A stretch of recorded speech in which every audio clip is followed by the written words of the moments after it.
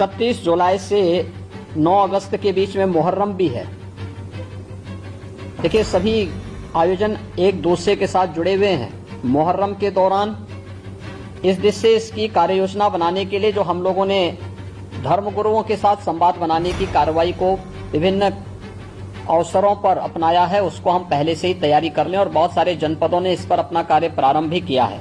बकरीद के दिन कुर्बानी जहां होगी वह सार्वजनिक स्थल नहीं होगा, जो निर्धारित स्थल और पहले से चली आ रही वहीं पर होगा। हम सुनिश्चित करें कि यह स्थान कोई सड़क, कोई चौराहा या कोई ऐसा सार्वजनिक पार्क या कोई ऐसा स्थल न हो जहां को लेकर के अनावश्यक विवाद हो। और कुर्बानी के बाद जो भी वहां पर सॉलिड वेस्ट पड़ा हो, उन सबको निस्तारण करने की भी व्यवस्था की जानी चाहिए। चाहे वह आयोजक करें, चाहे वह नगर निकाय या पंचायती राज विभाग से जुड़े हुए लोग करें, इस व्यवस्था को पहले से सुनिश्चित होना चाहिए कि कुर्बानी के तत्काल बाद उसकी सफाई की व्यवस्था भी हो जाए, जिससे गंदगी न होने पाए। और वह जो सॉलिड वेस्ट आप डालेंगे वह एक ऐसी जगह रखना चाहिए जहां बस्ती से दूर हो, नहीं तो बहुत तेज बदबू करेगा। उसके बाद तमाम प्रकार की बीमारियां और अन्य संक्रामक बीमारियां वहां पर होने के खतरे होते हैं। इन चीजों को सुनिश्चित करेंगे।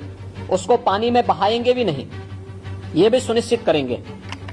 जल जमाव न हो कहीं भी नगरीय क्षेत्र में, चाहे वह बकरीद से जुड़े हुए आयोजन हो, कावड़ यात्रा से जुड़े हुए हो, नाग पंचमी के कार्यक्रम हो, या फिर श्रावण पूर्णिमा के या सावन जो मेला लगता है अयोध्या में, कहीं भी जल जमाव न हो। और 31 जुलाई से 9 अगस्त के बीच में मुहर्रम भी है। देखिए, सभी आयोजन एक दूसरे के साथ जुड़े हुए हैं। मुहर्रम के दौरान इस दिश से इसकी कार्य योजना बनाने के लिए जो हम लोगों ने धर्मगुरुओं के साथ संवाद बनाने की कार्रवाई को विभिन्न अवसरों पर अपनाया है, उसको हम पहले से ही तैयारी कर लें और बहुत सारे जनपदों ने इस पर अपना कार्य प्रारंभ भी किया है। और मुझे लगता है कि हमें इसको एक निरंतरता देनी चाहिए। संवाद बनाने में कोई भी किसी भी प्रकार की कोई समस्या नहीं होनी चाहिए।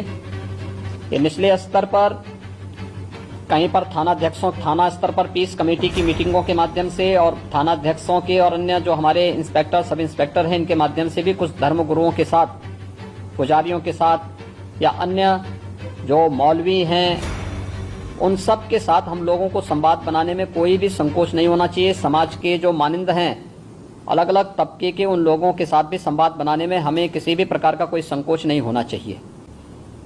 पर्व और त्योहार कोई भी हो, शासन की जिम्मेदारी बनती है वहां पर सुविधा देना और सुरक्षा का बेहतर माहौल देना। कोई भी पर्व और त्योहार हो, परंपरागत तरीके से हो, परंपरा से हटकर कुछ भी हम न होने दें। आयोजकों के नाम नोट करें, आयोजकों से हम लोग एप्लीकेशन जरूर लें और उनसे सुनिश्चित जरूर कराएं। हमने गृह विभाग को भी मैंने एक परफॉर्मा उपलब्ध करवाया था कि उसे हर एक जनपद में उपलब्ध कराएं और उसी के माध्यम से अनुमति भी सुनिश्चित कराएं।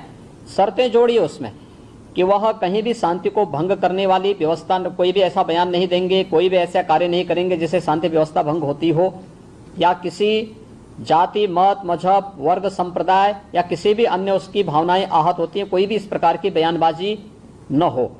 इस पर ध्यान देने के लिए हमें जहां व्यवस्था बनानी पड़ेगी, वहीं साथ ही साथ हम इस बात को सुनिश्चित करेंगे बकरीद के लिए मुस्लिम धर्मगुरुओं के साथ और इस आयोजन के साथ जुड़े हुए जितने भी लोग होंगे उन सभी के साथ हमें संवाद बनाना होगा।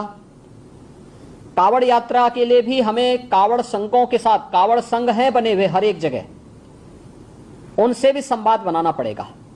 अगर हम उसी स्तर पर संवाद बनाएंगे तो बाद में जब ये भीड़ इकट्ठी होती है तो उस समय समस्या नहीं खड़ी होती है, तब ये कार्यक्रम एक रूटीन का हिस्सा बन जाता है, फिर उसमें कोई समस्या पैदा नहीं होती है।